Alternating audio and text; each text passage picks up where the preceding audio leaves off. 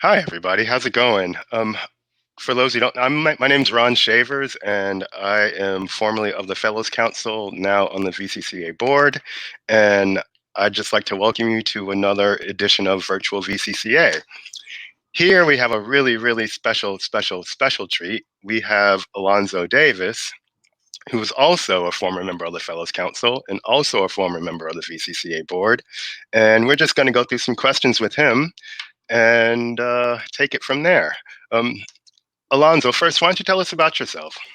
Well, I'm pleased one to be here and to be a fellow. Yeah. I first became familiar with VCCA through a fellow artist named Pinckney Herbert in Memphis, Tennessee, where I was working at the time. Yeah. And I kept telling him, no, I don't need to go. I have my own studio. I'm happy, and I really like my setup. And he said, no, you really need to check this out. And I think maybe after a year of him prodding me, I said, okay, I'll apply, and let's see what happens. And little did I know, it was quite a rewarding experience. I had done a residency before in Temecula, California. I had been in Los Angeles area for high school, college, and sometime after. So, well, should I spill the beans, or do you want to spill the beans? I've been in the Los Angeles area. But tell them what you've done, man. I mean, you're a legend, right? I did art in high school, and I went to Otis Art Institute. I had an art gallery in Southern California for a bunch of years, and ran that with my brother. Yeah. Right. The Brockman Gallery, which was one of the premier galleries to first show African American art from like the late 60s until 67 until about 90, early 90s. Yeah. Right. Yeah.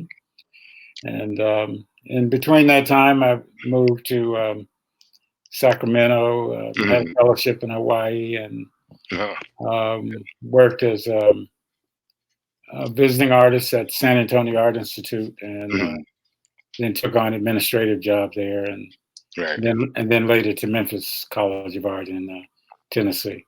Yeah. And then when you finally got to VCCA, what was your first impression? Well, I didn't know what to expect. I just, Pinckney had sold me on it, and the first impression was, wow, this is a great studio to work in. And the facility is a facility, but the energy was what was very attractive to me, because there were a number of other artists working, and artists from different disciplines as well. So there was a camaraderie as well as an opportunity to be to yourself and be focused. But VCCA allowed me to really isolate, and I also had a chance to have fellowship with some of the local community as well. Oh wow, great. Yeah.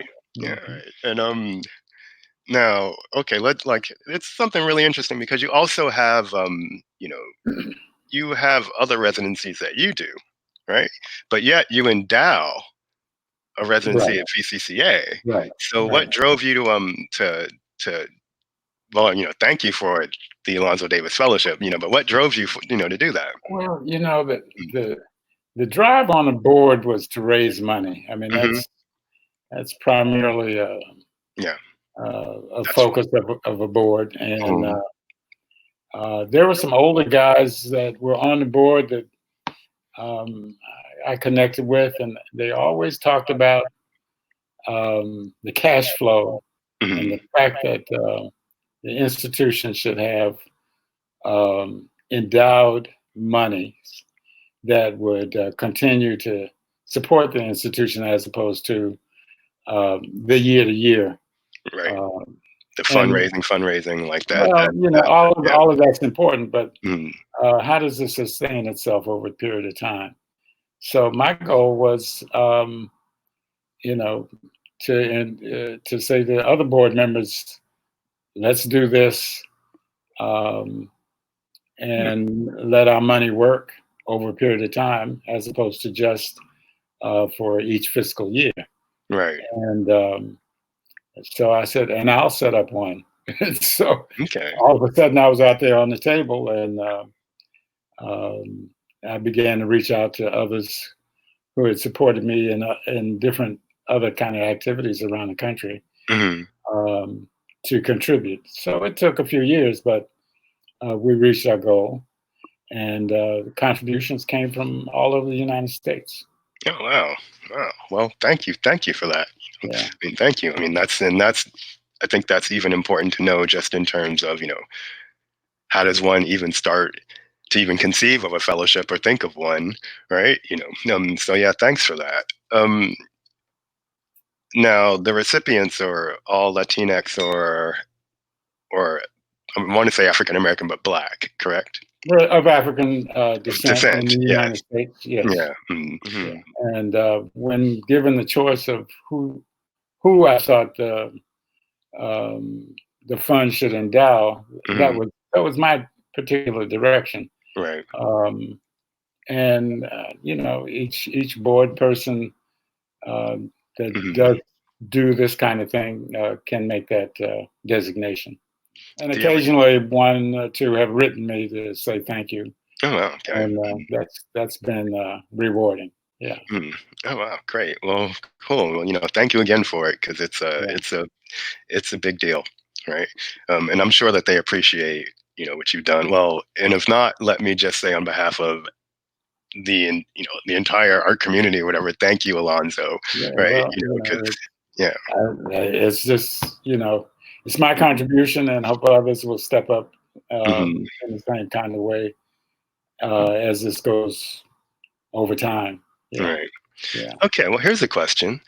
So, what made you transition from being just a fellow or not just a fellow? Well, but actually, let's break it down, right? Because first you were a fellow, then you were weren't you you were on the fellows council, and then Right. you were sort of in a leadership position there or something like that. Yeah, yeah. So what made you go through all these little and then you kind of I sprouted wings like a little butterfly and joined the board. So why did you choose to do all those things? I was asked, to be Okay. frank with you. Mhm. I think I think a number of people recognize that I had administrative experience. Yeah. So, Mhm. um, and one thing just led to the next. It wasn't something I was anxious to do or Mhm. trying to do as much as I felt I could make a contribution. And Mhm. I've never sort of shrunk away from leadership kind of situations. So it was in a way a natural. Okay. And Sheila played a role in Of course. putting me forward. So Yeah. I respect her. And Pinckney was a pressure point, Mm. um, and we've had a lot of banter back and forth. So, um, but I respect his thinking, um, and I like the staff. They had um, good intentions, Mhm. and it's a worthy organization. Yeah. Yeah, yeah. Do you have a preference? Um, be the artist.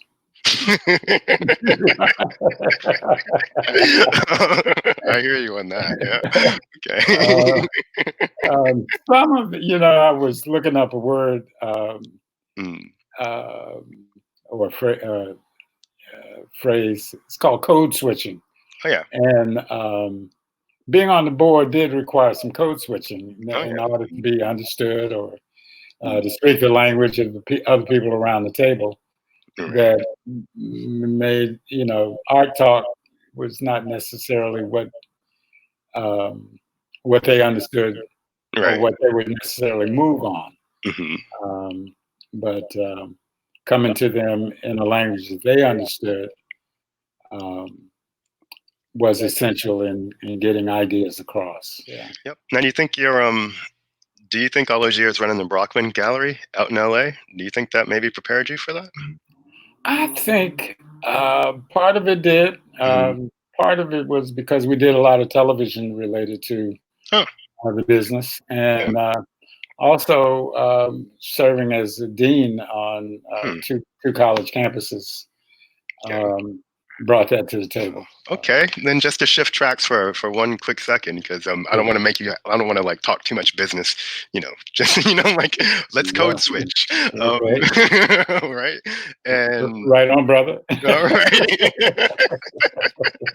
okay, right, right on, solid. But I'm like, but let's like there's still your artistic practice, so there's still a practice that you do, and Yeah, you're actually yeah. doing I quite have a well. studio here Mhm. in Yeah. Maryland, Mhm. in Mount Rainier area, and I have a number of art young people that work with me in a kind of a mentor relationship, and I've encouraged them to go to different residencies as opportunities present themselves. Some have done it, and some haven't, um, and it's a goal for many. Yeah. Well, great. And well, finally, just given that the physical locations are shuttered right now, um, if what would you like to see change maybe about Mount St. Angelo or Mulana I Nefi? think it really is a time for the different artists to be able to say Mm, what else could this be? mhm, Um, how how would any change be able to make it work financially, structurally, aesthetically, mhm. etc. Um, and I personally would like to see focused residencies. Focused. Focused residencies. So, Mhm, in addition to the way it's structured now, um, I'd like to see, I'll just say, all painters from um, an area or a certain discipline, or yeah, writers from a certain, all of that, just one discipline refocusing on their area mhm. would be an interesting exchange. It could be architects, Okay. um, but or it could be individual private art schools that Mhm, um, want to come there to refocus on what they bring to the table. We don't have to be the same as everybody else, or competing with everybody else as much as be defined as who we are, and right. not just Virginia, but regionally, nationally, Right. internationally. Yeah, Mhm. yeah. We're experiencing a paradigm shift, and we might as well shift with it. Well, yes. All right. Yeah, that's well said. All Yeah, right. Well, yeah. unless you have any questions for me, whatever, any No, parting shots? I think that that hits it on the head right there with Fair the enough. paradigm shift and Mhm. refocus. All right. It's a very interesting intersection for the organization, and I think it can make it. Um, Mhm. and I'm glad to participate in this exchange. All right. Well, thank you so much, Okay, Alonzo. All glad to right. meet Stay in you. touch, Thank man. you. All right. Yeah. All Okay. right. Have a good All one. right. Take care. Peace out. Okay. Bye bye.